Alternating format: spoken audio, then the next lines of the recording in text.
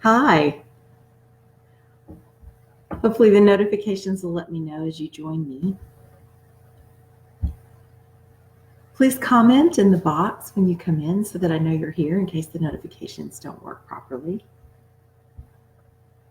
It ought to be an interesting talk tonight.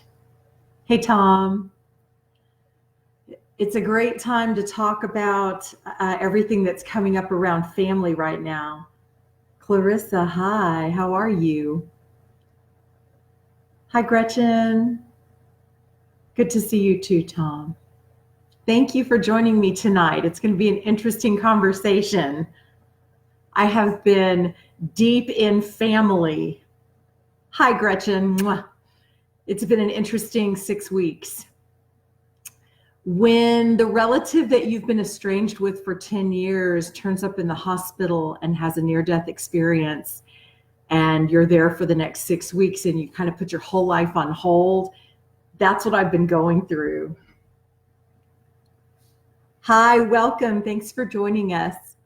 So I wanted to talk about family and all the stuff that family brings up. And it's a lot. It's an interesting time to have this Facebook Live because Chiron actually turns retrograde today. And if you're not aware of this, Chiron is the wounded healer.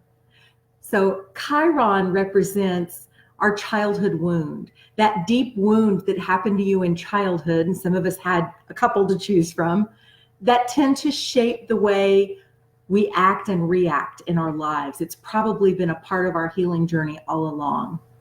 Mine, abandonment was a big piece in mine. So the people pleasing and the wanting to be accepted and wanting to be loved and trying to earn and be good enough for all that love, that's been a big part of my healing journey. So it was interesting when my niece reached out and told me that my brother was in the hospital. And I said, we don't really, hey, Mario, I'm so glad you're here. I said, we don't really have a relationship anymore. And she said, but I don't know if he's going to make the night. Codependency also runs in our family because we have a lot of addiction, which my brother has had a lot of addiction. So I go to the place of, am I reacting because out of guilt, or why am I doing this? And that's one of the things I wanted to touch on tonight. So if we're going through a situation, and family has a lot of karma attached to it, some of the things that our karmic pathways in this lifetime are with the people that we love the most, our parents, our siblings, our children. And that's what can make it so challenging. If we didn't have all that love, why would we even stick around for some of the stuff that we go through with these people, right? And yet, that's how we learn to love ourselves and others in a more unconditional way, is going through these deep experiences. Hey, Jumpin' Joe. So I have been on this deep journey with my brother, learning how to take good care of myself while I'm being there for someone else, and to love them through very unconditionally. And that's sometimes less than easy, isn't it? So I wanted to touch on some things that might be helpful to you that have come up for me that have really helped me. And number one, I sound like a broken record in these Facebook Lives, self-care. It is so important to take care of ourselves when we are going through challenging situations and crises, because if we can't take care of ourselves, we can't take care of everybody else. But especially we in this community of healers love to reach out and take care of someone else first. So it's been real important for me to come back to my quiet space, ground myself, get still, make sure I'm still being true to myself, that I'm not getting sucked into the emotions that run high at these times, everybody else's expectations and asks of me. I can't be living my life to please everybody else. I've got to live my truth. And that's not to say that I can't help other people, but it needs to be for the right reasons for me. And so we'll talk about what those are too. Hi. I want to catch up on my comments. Oh, Anita, hi, honey. So good to see you all. So I think it's important that we know why we're doing what we're doing. And to do that, we have to stay aware and in awareness. And emotions pull us out of that, don't they? So for me to come home and meditate and have conversations with people that I trust to tell me if I'm getting sucked in or to bring me back to my own reality. So why are you doing that? And are you taking good care of yourself? And these are the great relationships to nurture during these trying times. So meditation, nutrition has been really important for me because I've been back and forth to the hospital a lot. So I've been juicing more so that I can get my nutrients without spending a lot of time preparing or eating fast food. So nutrition has been a key component for me in all of this. Exercise. Today I got some more news I didn't know how to navigate, and the family started looking to me for, Cheryl, are you going to take care of this? And I can't. And so I had to go take a walk. That was the first thing I had to do. And I am burning up the halls of the hospitals because I need to walk through to process and find my truth in these moments of stress. And sometimes I got to get completely out of there to find it, right? Sometimes our family looks to us to take care of them. And that can be okay, but sometimes it's not. Sometimes it's their way of avoiding things that are their responsibility. And it's important for them to have those experiences. So I'm learning when to say yes and when to say no in a way that's healthy for everybody involved. And that takes me staying out of my emotional state and going and working through my emotions and then coming back and being clear about what I can and can't do, will and won't do, and what I need them to do or not to do. It's just a really interesting game. I hope you're relating to some of what I'm saying. Hi, Tina. Good to see you. Have you had similar experiences with your family? And what do you find the most challenging thing in these times of crises to stay centered and to stay in your truth? Is it saying no? Is it hearing your truth when there's all this other noise going on? All of that can be really interesting. I also recommend setting a phone alarm. There have been a couple of times where I've been up there for a couple of long days, and I actually set an alarm on my phone to remind me when it's time for me to go take a walk outside. Most hospitals have a nice little garden outside. Most places where you go through crisis, you can get to nature very close. And it's so important to just go anchor into nature and feel that connection that's always with us. Our guides are always with us. Mother Nature is always taking care of us. And so having access to all that, I think, is really important. So let's see what else here. Getting rest is not always easy, especially when you're worried about people and when you've got a lot of emotional stuff going on. I mentioned earlier asking, why am I doing this? So different situations have come up where I've been asked to help out. Sometimes I can, sometimes not so much. So my brother had sold his house and the money was in the house when he went to the hospital, and he went in for a simple infection and had a heart attack and his lung collapsed and he had pneumonia. Everything fell apart. It was really important for me to go get the money out of his house. And I knew that. And I felt like that was part of why I was called to back into his life. There was this karmic situation where my brother's been somebody else in another lifetime and helped me. And I had an opportunity to help him. So it was really important for me to do that and help him. And so I felt that, especially when I got quiet and asked my guides, is this something for me? I got a resounding yes, do this. So I went and took care of that. Later, I was asked to do some other things that definitely were not for me.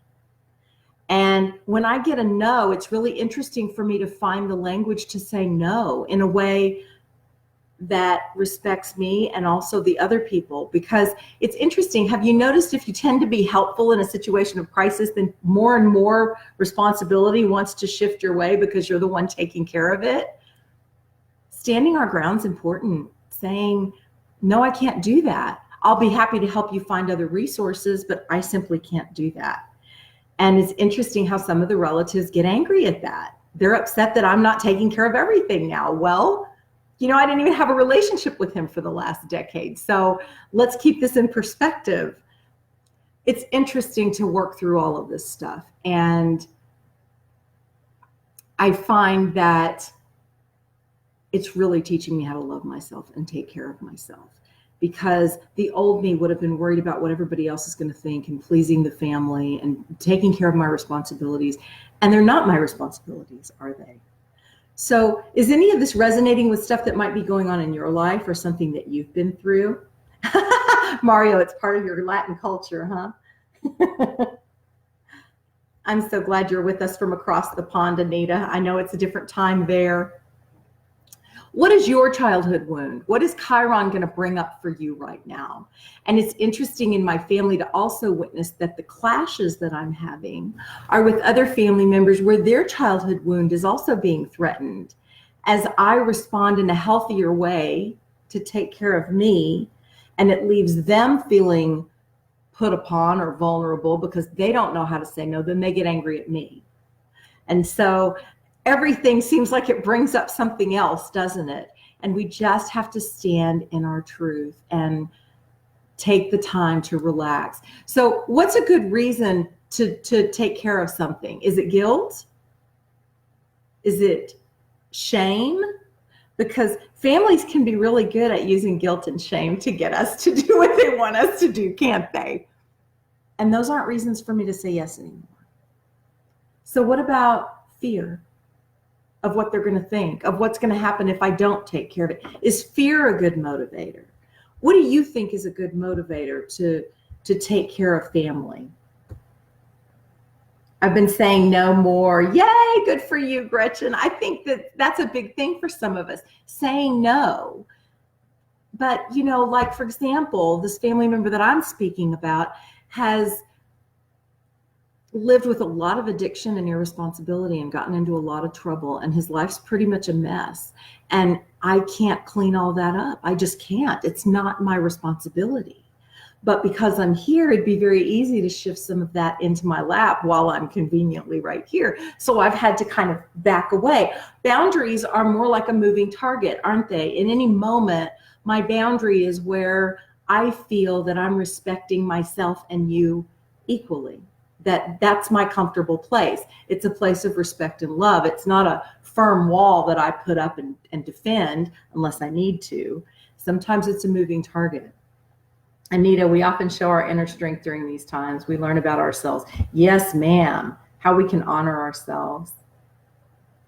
Thank you, honey. Hi, Lori. No to them is yes to me. Exactly. And saying yes to ourselves is so important because we want other people to treat us so well, and how we treat ourselves teaches other people how we want them to treat us. Think about that one for a minute.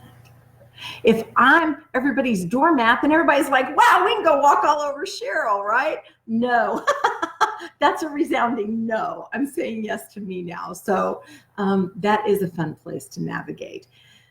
And I think also, if you've got some attunement to the fact that there's a karmic event going on, usually it's almost like something outside of ourselves kicks in, and there's a really strong push to do something. Like for me, going and getting my brother's money for him. That was a really strong push to do that. And I was happy to do that for him. My motive was love. It wasn't fear. It wasn't guilt. It wasn't shame. It was love. I can do this for somebody, and I want to do this out of love. That's a great reason to do it. And in that karmic situation, it's remembering that it's not that they owe us now. We probably already owe them. So let's just go do it, but let's do it from love. Let's don't do it from guilt and shame. And there is a lot of that going on with other family members right now around, well, I should do something, or they're angry and they're going to hold on to the anger rather than the love. Well, they made me mad 10 years ago, so I'm not going to help them, or 20 years ago. But if love is moving you today, it's a great time to do a little healing on that wound. So share with me what's going on for you right now. Also, Mercury's retrograde. So Mercury retrograde is about going within. It's a great time to reflect on what's been happening with you since the last time Mercury went retrograde. It's like every 3 months. So how have the last 3 months been? Where do you want to realign yourself in your life? How's all that going? And at the same time, now that Chiron's doing this, putting the two together, Mercury retrograde tends to be challenges with communication. So at the same time as our childhood wounds are coming up around abandonment, mistreatment, whatever your childhood wound is, then there's also this challenge of trying to communicate effectively when it matters most. And we know that when emotions run high, communication goes out the window anyway, because we're listening with our emotions rather than really listening, being clear to listen. So there's a lot to focus on right now to navigate these interesting astrological waters. Love is the only true motivator to use. That's tough to not be always available. I get that. Yes, that can be a challenging one, especially if you don't work or you have a more flexible schedule. I work for myself, which some people tend to think, oh, well, she can just do it because she keeps her own hours. Yes, it makes me more flexible, but you know what I've been doing? Even as much as I've been honoring myself in some senses, I've been pushing back some things that could wait. But it wasn't out of guilt or shame. It was out of wanting to do it out of love for my brother. But now what I've got is a crazy July and August, because everything from June and the end of May all got pushed back. So sometimes I think that's a good thing, because when we feel like we're getting pushed back, that's when we just go, wait a minute, no, now I'm going to say no. So sometimes even if we let them push us too far, we finally get pushed to a place where we can say no and feel good about it. Just try not to do it in the heat of anger. It's great to say no after you've taken a few deep breaths, so you don't blow up in rage. You just kind of say, no, I think I've done all I can do now, right? So try that. Try it when it's not a hot issue. Try it when it's something simple. I built up my nose over smaller things, so that when a big no comes up like this one, and this still threw me for a loop. Don't think it didn't. I've had plenty of moments where I've been near a meltdown, and I've just had to breathe and go, okay, I need to say no. This is my emotions telling me I'm sacrificing myself again in the name of loving another. And it's not supposed to look that way. It doesn't have to look that way. Hi, Michelle. Jesse, hey, I'm catching up again. Saying no. So share stuff in these comments, please, about these topics where you have found great tools that help you through navigating self-respect and respect for others, especially in family situations and family crises, and good communication tools.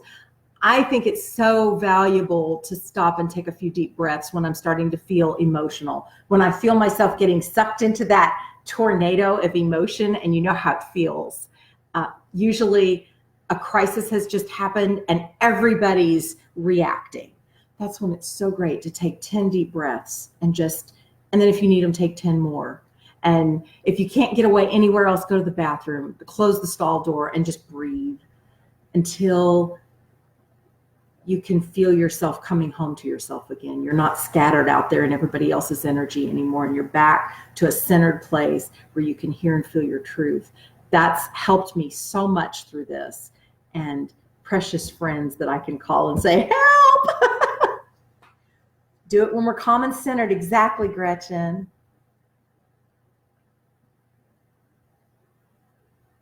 Okay, so yes, sending yourself love and forgiveness when you're feeling betrayed by others. Yes, that's so important. I think all of these external situations are an opportunity for us to give ourselves what we're so looking for from everyone else. Because at the end of the day, we have everything that we could ever find out there within us. And the thing that we're the hungriest for, we'll go out there and we'll look everywhere else for it and be just desperate. And we could stop and give it to ourselves and start to fill that void and feel better, really feel that love. And I've been doing more and more of that. And it is very healing. It is so helpful. So thank you for sharing that. Very true.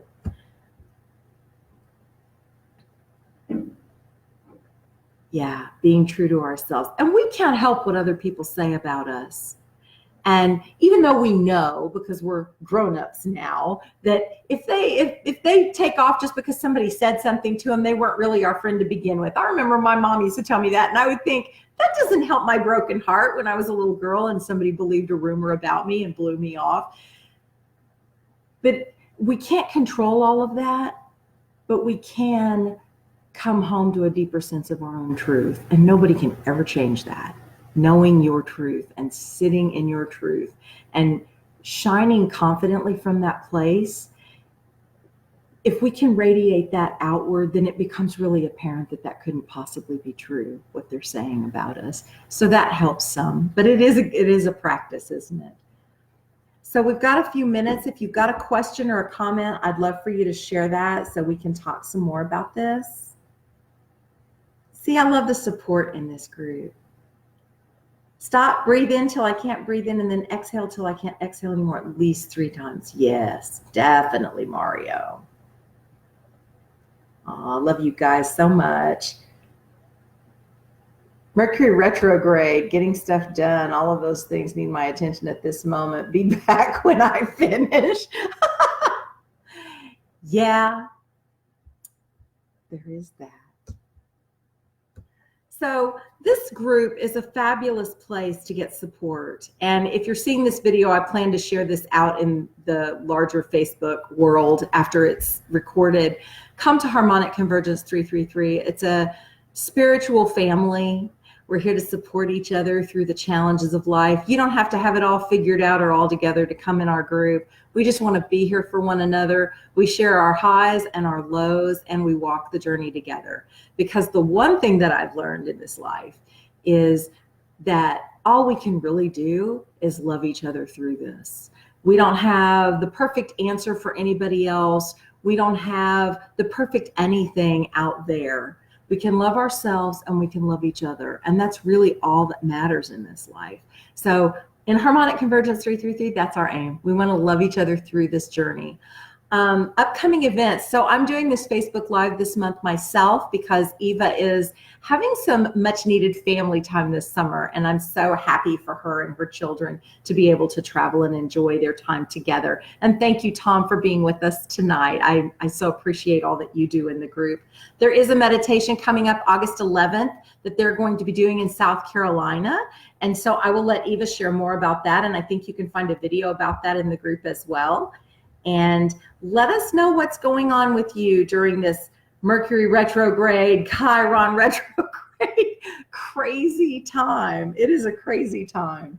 And if you'd like to do a Facebook Live in our group and share some insights about something that's been going on with you or some spiritual teachings, please contact Tom and let him know your topic and what you'd like to do. And hopefully he can help you get that all set up, because we want to learn from one another. You know, my journey isn't the same as your journey. There may be aspects of it that are the same, but you're probably going through something that I could grow and learn from. So I want to hear about it. So please let us know what you can share with us too. So that's really all I had to say about how to balance love, karma, and self-care. If you have any other questions or you watch this after the fact and want to communicate, please keep the conversation going in the comments thread, because we will come back and keep reading all of that too. And I just love you guys so much. And thank you for helping me through this crazy time with my family, because you've been part of my coming home, my quiet time, my re-anchoring and recentering. So thank you for always being here. Love you so much. Have a great month. Bye.